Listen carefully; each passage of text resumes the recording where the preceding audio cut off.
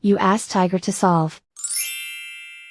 This deals with linear equations with one unknown. The final result is x equals 3.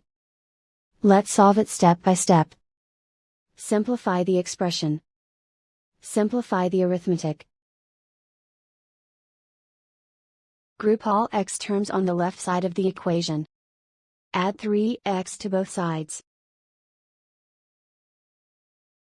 Group like terms. Simplify the arithmetic. Group like terms.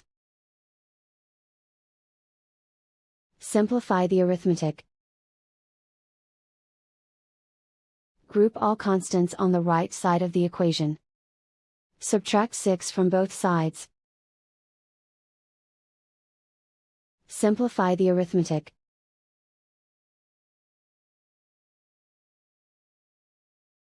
Isolate the x.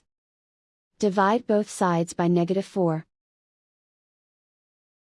Cancel out the negatives. Simplify the fraction.